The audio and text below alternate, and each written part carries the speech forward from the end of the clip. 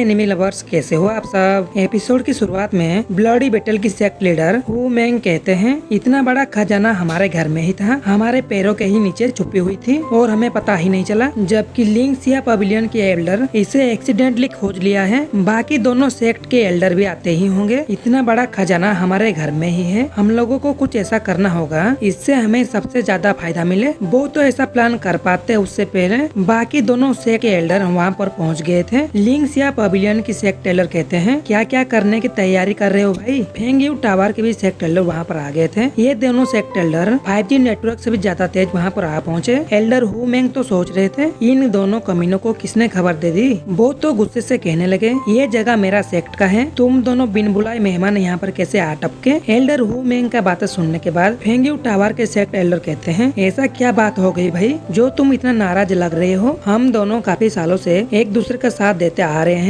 आपके सुख में हो या दुख में आपके साथ खड़ा रहना मेरा फर्ज है। मुझे तो लगता है लिंक्सिया पवेलियन की सेक्ट टेलर वो भी हम दोनों का साथ देने आए हैं। लिंक्सिया पवेलियन की सेक्ट टेलर कहते हैं, आपने बिल्कुल सही कहा, मैं तो अपने सेक्ट में बड़े ही आराम से आराम फरमा रहा था, तभी मुझे आसमान में एक ड्रैगन की सोल और एक फिनिक्स का सोल दिखाई दिया। मुझे पता चल गया था कि आपके सेक्ट में कुछ ना कुछ जरूर हुआ होगा, इसीलिए मैंने यहाँ पर जल्दी से आ पहुँचे। जबकि यहाँ पर ट्रेजर का भंडार है, इसके अंदर खतरा भी उतना ही बड़ा ही होगा। आपकी ऐसी सिचुएशन में हम आपको अकेला कैसे छोड़ देंगे। तभी जबकि हम दोनों आ गए हैं यहाँ पर आपके साथ देना है, तो चलो फिर थोड़ा सा बातचीत कर भी लेते हैं, इस प्रॉब्लम को कैसे हैंडल करेंगे। एल्डर हु मैंग तो कहते हैं, ये तो हमारा एरिया है, इस केव को ढूंढने में तुम दोनों ने कोई भी मदद नहीं की हमारी, तो तुम दोनों को कैसे यहाँ का ट्रेजर दे दूं। इन तीनों की बातें खत्म ही नहीं हुई थी, वहाँ पर एंट्री हो गई थी एल्डर मैंग की। एल्डर मैंग को देखते ही एल्डर हु मैंग तो घबरा से गए थे, ये कमीना फिर से यहाँ पर कैसे आ गया। वहाँ पर एल्डर मैंग आते ही कहते हैं, मैंने इस केव को ढूंढा है, मतलब कि इसके अंदर कोई भी जा पाएगा आराम से। उनकी बातें सुनते ही एल्डर हु मैंग तो कुछ कह ही नहीं पाते, उन्हें पता था अगर वो कुछ कहेंगे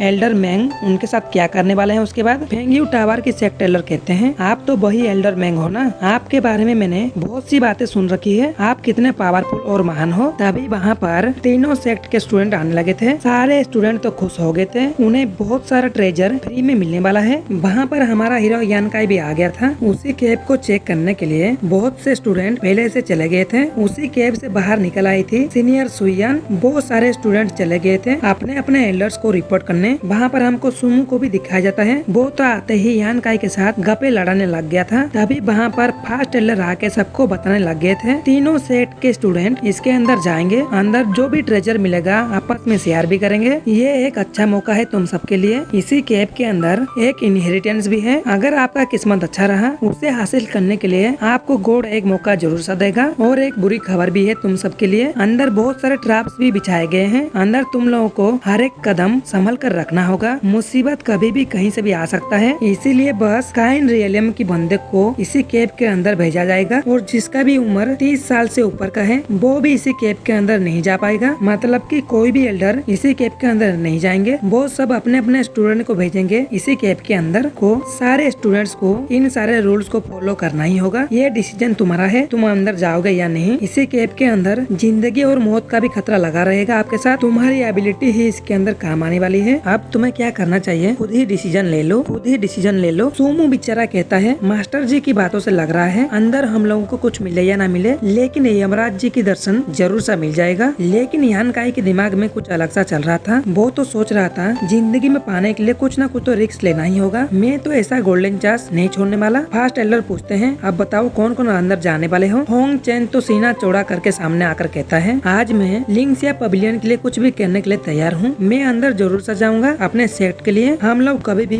किसी भी मुसीबत से नहीं डरते। एल्डर तो उनका भाषण सुन के उनका दिल तो खुशी के मारे गार्डन गार्डन हो गया था। ब्लडी बैटल गैंग का एल्डर कहते हैं, ये जगह हमारी एरिया में है, मतलब कि इसके अंदर जाने के लिए सबसे पहला मौका हमको ही मिलना चाहिए, बाकी दोनों सेक्ट के बच्चे आधे घंटे के बाद जाएंगे। इसी बात पर सारे एल्डर भी राजी हो गए थे। चलो भाई, फिर वो अपने अपने पसंदीदा स्टूडेंट को रेडी करने लगे अंदर जाने के लिए। यहाँ फास्ट एल्डर अपने सारे स्टूडेंट को बता रहे थे, अंदर जाते ही तुम लोगों को बहुत सारी मुसीबतों का सामना करना पड़ेगा, तुम लोगों को एक दूसरे का साथ देना ही होगा, और तो और दूसरे से के बच्चे को कभी भी भरोसा मत करना। इसके बाद यानकाई की नजर हु मई और उसके सिस्टर के ऊपर पड़ गई थी, वो दोनों भी वहाँ पर आ गए थे ट्रेजर हासिल करने के लिए। तभी सीनियर सिस्टर जिया भी वहाँ पर आ जाती है। बेचारा यानकाई तो उन्हें दूर से ही घुरे जा रहा था। एक मजनू की तरह। यान काई की ऐसा हरकत देखकर सुमो बेचारा भी कहता है, जीजा जी आप मेरे सिस्टर को तो नहीं भूल गए। यान काई तो सोच रहा था मेरी कब शादी हो गई, मुझे पता ही नहीं चला। सुमो कहता है आपको चिंता करने की कोई बात नहीं, हम दोनों साथ मिलकर अंदर जाएंगे, सारे ट्रेजर को बोरे में भरकर सेफली वापस भी आ जाएंगे। यान काई तो सोच रहा था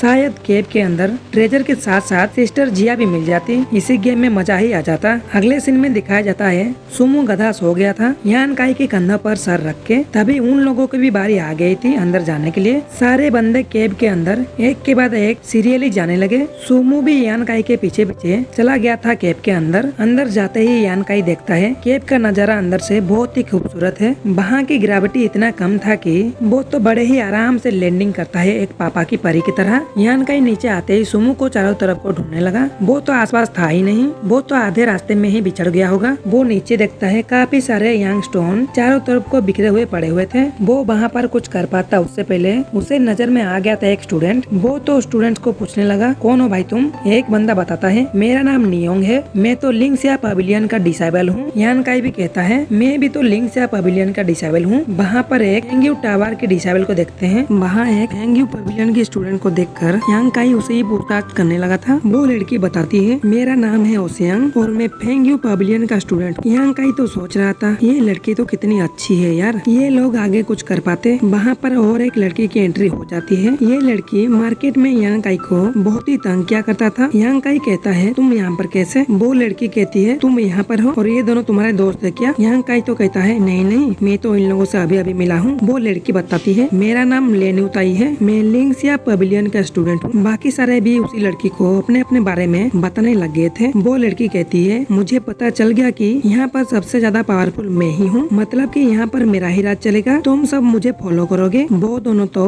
उस लड़की को अपना बॉस मान लिया था। इधर यान काई तो सोच रहा था ये लड़की तो सच में चालू निकली यार, ये तो आते ही सबको अपने बस में कर लिया। वो लड़की पहले से साफ साफ बता देती है, जो जितना ज्यादा मेहनत करेगा उसे उतना ज्यादा ही ट्रेजर दिया जाएगा, चाहे वो ट्रेजर ढूंढने में हो या फिर किसी से फाइट करने में हो। वो सब मिलके आगे को बढ़ रहे थे। वो छोटी लड़की यान काई के पास आके बताती है, तुम चिंता मत करो, तुम्हारा भी लेवल आज नहीं तो कल बढ़ ही जाएगा, तुम बस अपनी कल्टीवेशन के ऊपर ध्यान दो। यान काई तो सोच रहा था लड़का दिल सच में बहुत ही साफ है। वो लोग ऐसे ही आगे को जा रहे थे जैसे यान काई सबको रोक के बताता है, मैं कुछ यांग स्टोन कलेक्ट कर लेता, अगर तुम लोग चाहो भी तुम भी कलेक्ट कर लो। का लीडर आके यान काई को बताती है, ये सब अभी कलेक्ट करना उतना जरूरी नहीं, आगे जाकर तुम्हें इससे भी अच्छे अच्छे ट्रेजर मिलेंगे, तुम अपने आप को बचा के रखो, कहीं तुम किसी ट्रैप में न फंस जाओ। यांग कहता है, तुम्हें चिंता करने की कोई बात नहीं, मैं ये सब आराम से हैंडल कर लूंगा। वो लड़की कहती है, तुम्हारे जैसी मर्जी तुम वैसे कर सकते हो। और वो लोग आगे को बढ़ने लगे। यान काई कुछ स्टोन को अपने पास रख लेता है, बाकी बच्चे स्टोन को एब्जॉर्ब करने लगा था। वो एनर्जी यांग काई की बॉडी में फैलकर यांग लिक्विड में ट्रांसफर हो गए। इधर ये तीनों तो आगे को बढ़ रहे थे। वो लोग देखते हैं एक बंदा किसी से डर के मारे आकर छुप रहा था। जब वो लोग उसके पास जाते हैं, वो लड़का उन लोगों को चुप रहने के लिए कहता है और कहता है चुपचाप आगे को देखो क्या क्या हो रहा है। जब वो लोग आगे को देखते हैं, एक स्टोन मॉन्स्टर कुछ स्टूडेंट्स को बेरहमी से कुचल कुचल कर मार दिया था। वो लोग उसी मॉन्स्टर को देखते ही सारे के सारे चिल्लाने लग गए थे, जिसके कारण वो मॉन्स्टर इन लोगों के पीछे पड़ गए थे इन लोगों की चटनी बनाने के लिए। तभी किसी ने फायर अटैक कर दिया था उन मॉन्स्टर के ऊपर, जो हम लोगों को कुछ भी पता ही नहीं चला। इसी के साथ ये एपिसोड हो जाता है खत्म।